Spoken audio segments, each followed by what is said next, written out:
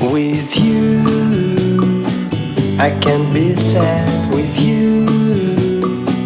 Just take my hand and fly up through the dreams. Today, we are getting into a chit chat while I do my hair type ordeal.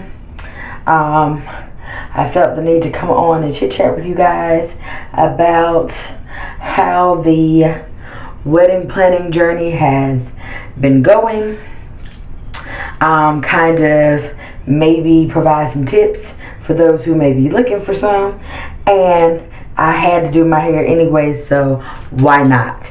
I'm not really going to be showing any of the products because these, for at least for definitely for this portion, because these are products that I use regularly, so there'll be no need to do that.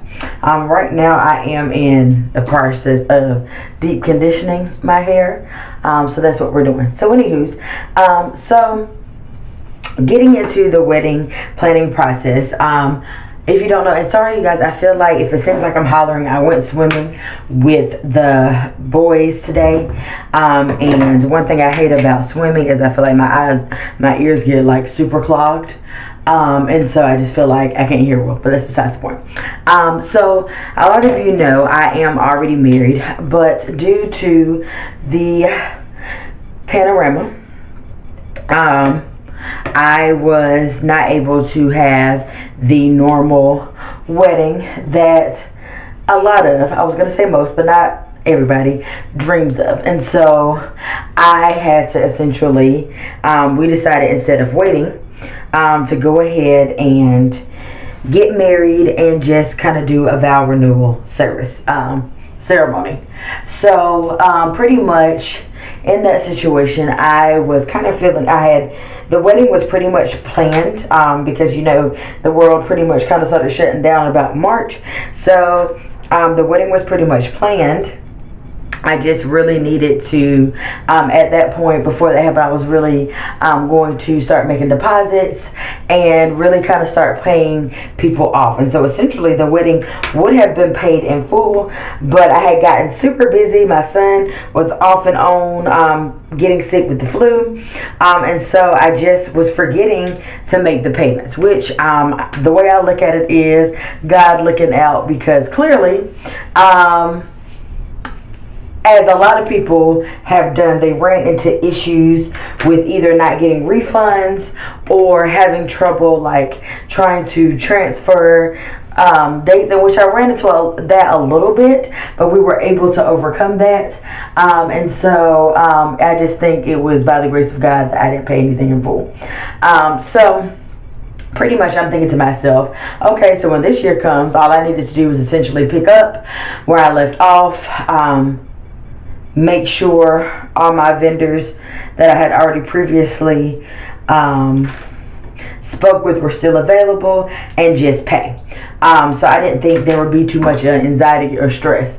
Well, plot twist is what I didn't realize is that I would have anxiety and not really feel comfortable paying things off in advance as I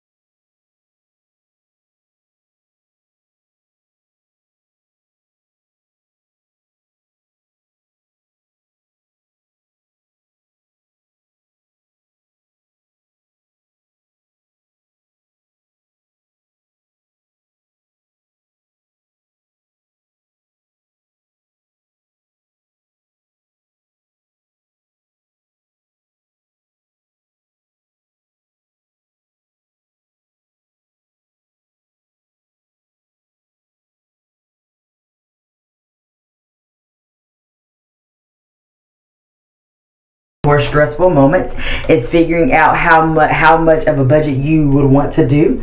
I definitely feel like a budget should be set on real money. I definitely don't think you should set a budget based off a credit card or who you may propose or think would be able to help out paying for a wedding. My wedding was paid for. It's paid for by me and my husband. My mother isn't paying for my wedding, and honestly, that is traditionally what happens. The bride and groom are the ones paying for the wedding, because either they don't want to put that burden on their parents, the parents are just not able to, or whatever the case may be. So you have to take that into consideration. So if there is a amount of money or something that you normally get, I'm gonna keep it 100. I knew, because I have a child, that I could count on tax money coming, and about a certain amount would come, and that could be what goes towards the wedding. So I set a budget at $5,000. Have I went over budget? Absolutely. And we'll get into that. But yeah, and so that was something I knew that was going to be cash. It was not a credit card. It wasn't play money, and so that was what I knew we had to work towards, and that really helped. Really kind of deciding, okay, well, where's the venue, or what type of dress and things of that sort, because the $5,000 consists of the venue, the food, and all of that is what I was trying to do. So once you have that budget, that big budget, you can start doing some things. I definitely think now, looking at it, is that since the pandemic, I really think now getting into realizing that all weddings aren't, there is no right and wrong way to have a wedding. You really don't have to get all caught up in doing everything the quote unquote traditional way. With the pandemic, a lot of people have become really creative in how they do their weddings. You can really choose it. I think it really just decides on what is more important to you. And when I say you, I mean you and your spouse. And if y'all could come on a compromise on what is important to you, then do that. And if not, it's two different things, then you might have to figure out how to combine those things, because that would be definitely very helpful. And I definitely think it's very important to talk about what a wedding looks like for you. What are your non-negotiable? What are things that you want, and what are things you are able to bend on, because it will make planning so much better. I really wish I had thought of that beforehand. I really was just kind of, what is a wedding? Well, I kind of want this, I want that, and there were probably some things that I probably could have saved money on, or not had to go about this the hard way. If I realized that your wedding is your wedding, and as long as you're happy, it doesn't matter, because people are going to talk about you regardless. So don't be worried about other people. It's about you and your spouse. Decide kind of what type of wedding that you are going to want to do. Are you traditional? Are you kind of different? Like whatever your style is. I think deciding that early on in the process will definitely probably help, as far as if you need to up your budget. What? I didn't know what to do. If you needed to up your budget, if your budget is where it needs to be, or if you need to humble yourselves and realize that your budget does not allow for all the things that you want. I do plan to kind of go more into detail as far as budget goes. As far as itemizing, and by no means am I a pro by any means. I don't proclaim to be. I just have went down this road before. I also would recommend, if you are a person, I definitely am here for a wedding planner. I definitely think that is something that needs to be kind of decided early on as well, because if you need if you need a wedding planner, then they will be considered in your budget. Or if you are lucky enough like myself, you could definitely find someone who does not mind kind of just wanting to help out, whether that be your mother-in-law, your mother, your sister, or a friend who really just wants to be a part. And believe it or not, there are some people out there like that who just want to be a part of making your special day happen, and they don't really want to cost. So you won't have to do that as much for that. But in the same instance, just because you don't have to pay them a wedding planner fee, then you definitely want to make sure you give them something nice as a gift, definitely. But like I said, we won't go into detail as far as budgets. I think the next thing after you decide your budget, and kind of your style of wedding. Also, there are, believe it or not, I came across this, and I will link this on the screen. There is wedding planning like blogs and podcasts. I'm actually listening to one now, and they kind of go through things like that. And actually listening to one is kind of what let me know that you don't have to do everything the quote unquote cookie cutter way of planning a wedding. It doesn't have to be that way.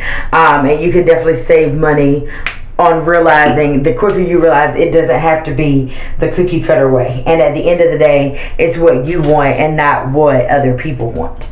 That's definitely very important on making sure that your vision is your vision and not your vision as far as you and your spouse, not your vision plus your mama and everybody else. Very important to keep that in mind.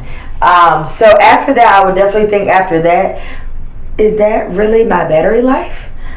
Oh dear. Well, okay, we'll see how far this goes.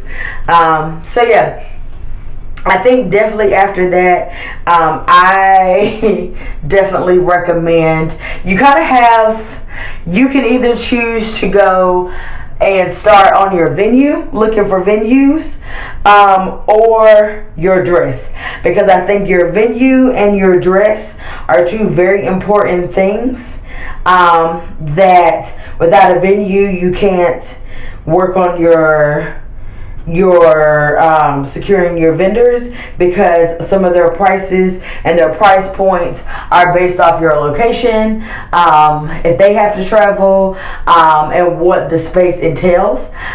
So I definitely think after establishing your budget that a venue would definitely be right there at the top, because honestly without a venue the wedding isn't happening.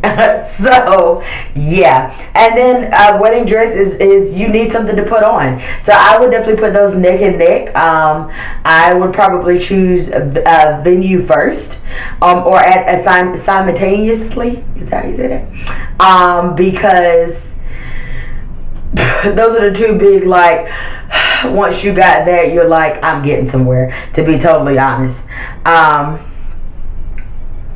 And yeah, if you don't have a venue, I don't even have my rollers. So yeah,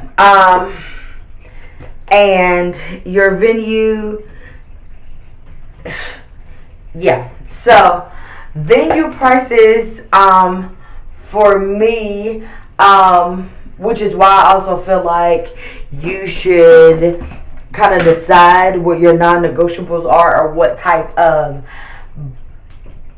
bride and groom that you are, because that decides on a lot of things. Because sometimes all the pretty and grand things are beautiful, but they are costly, because a lot of those are all-inclusive. And so all-inclusive is good, but what I decided was I wanted a place where I could be flexible as far as bringing my own vendors in, so I could have my own caterer. I could have leeway with my decorator. I could, have my own bartender or something like that, and not really have to pay them, because that's what also ups your vendor price. to be really honest with you. So I wanted to be able to have the flexibility to get who I want, because I really was gung-ho on kind of giving new business people who have been doing it, and not saying you just started yesterday, but like you aren't well known yet, but you do beautiful work and you just needed somebody to give you a chance. And you kind of wouldn't be, those type of people aren't going to be licensed to be able to do those type of things or be a vendor in more of your upscale all-inclusive areas. A lot of them you wouldn't be able to bring your own alcohol on site, and so I just didn't want those type of restrictions. So I wanted something to be more flexible, so which is why I chose what I chose. Now I had also always dreamed also of having a church wedding, and I started out there, but in the same token, I didn't really want to be that wedding and reception all in the same area, which is not a problem. I didn't want that. I always dreamed of a church wedding, and I had that at first going into it, but then whenever my guest list, which is also, back it up, in vendor, I think you need to have an idea of your guest list, approximately how many. You may not have your guest list finalized, but if you have about, and it's pretty close, that's also going to help you when trying to find your venue, because a lot of them ask, what is your guest list? How many is in your guest? Because some venues won't accommodate a very large wedding. So at one point when we first started, we were at 150. So we thought, like, just roughly, we hadn't finalized it, but it was 150. And so when that happened, we couldn't use the fellowship hall of the church, so that meant that we would have to use a different, it was still on site, but a different reception hall, and to do both of them together, it was getting ready to get pricey. So I decided to just go ahead and do a wedding and reception all in one. Of course, having a on church grounds type of venue, then also if you are a partier and you want to drink, you have to realize obviously you cannot have alcohol on the premises.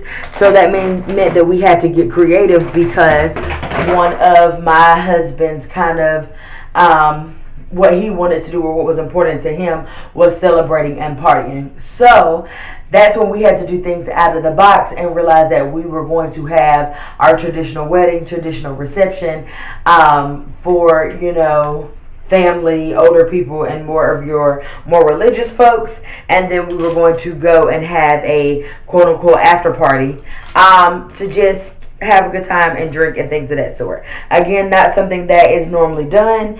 And, talking to people are like, what? You're going to do all of that? But obviously, it's not a half bad idea.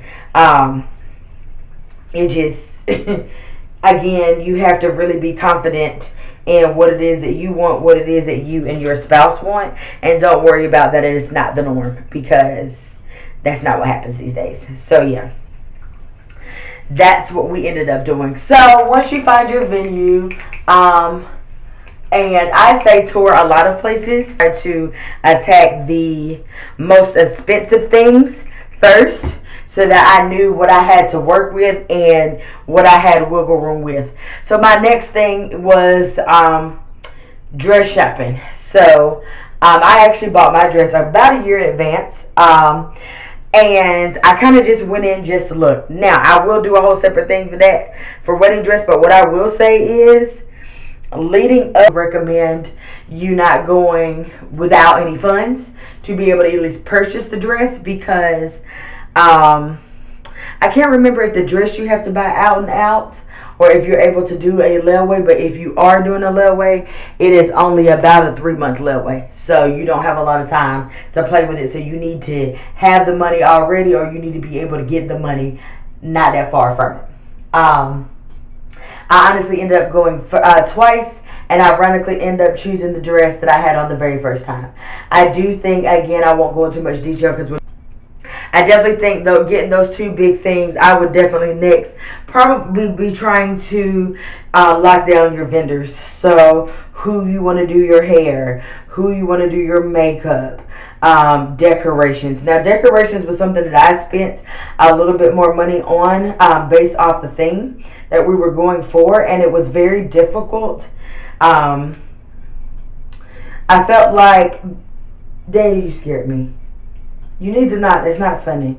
It's very difficult sometimes trying to find a decorator that can understand your vision when it's hard to put it into words and you've seen pictures of their actual work in person and really not feel like maybe you need to actually spend this money on the decorations. And a lot of that goes back to what is most important to you. And where you put your money at, to be completely honest. And if they're buying a lot of some of the other supplies that you would have to buy anyway, then it's kind of best to go ahead and give them the money and go for it. So I spent a lot of my chunk when my dress was under budget from what I set for my dress. The venue was a little, it was, I don't know, it was right on, but I spent a little bit more in decorations than I anticipated. But I felt like it was the best move for the vision I was trying to go for. So once you get your vendors locked in, signing contracts, then, from there, then you're going to want to, schedule your engagement pictures if you choose to take those, if that's important to you. Setting a timeline on when to start sending save the dates. And then, definitely choosing your bridal party. That should be right around, sometime soon, especially to give them time to kind of prepare to be in the wedding, depending on what your date is. And, get them time to kind of figure out their life if they're able to be apart. And I feel like once you get those things, once you get vendors, your bridal party confirmed, you have your dress, you have your vendor, and contracts have been signed, deposits have been signed. Pretty much after that, it's just kind of just chipping off paying and kind of some of your more last minute things, getting your accessories for you, your florist, which is still under vendors for me, getting accessories for you, and then starting to plan your honeymoon if you choose to go on. And then, after getting those pillars, those concrete things that are needed to have a wedding, the hard part is over, and after that, it's kind of just chipping away at getting these things done so that you can enjoy. I would definitely recommend not be trying to pay nobody no later than the week of the wedding if you can help it. And in some instances you cannot. Definitely not the day of the wedding, because the last thing you want to do is be worried about if somebody has been paid. And even if you didn't have a wedding planner the whole entire time, I do recommend you having somewhere to designate to help you get things done so that you can enjoy your day. So all in all, that is a nutshell of things of kind of like the skeleton of planning. I guess as a stress reliever, so to speak, I am starting a series, and so we will kind of just go down into the nooks and crannies of some of the things. Comment down below if you're planning a wedding. What are some of the things that you decided that was most important to you? Let's chit chat and let's get through this wedding planning. So for those of you brides out there, you were planning, I'm trying to help the best I can, and happy planning. Don't forget to like, comment, and subscribe, and I'll see you guys in my next one. With you, I can be sad with you. Just take my hand.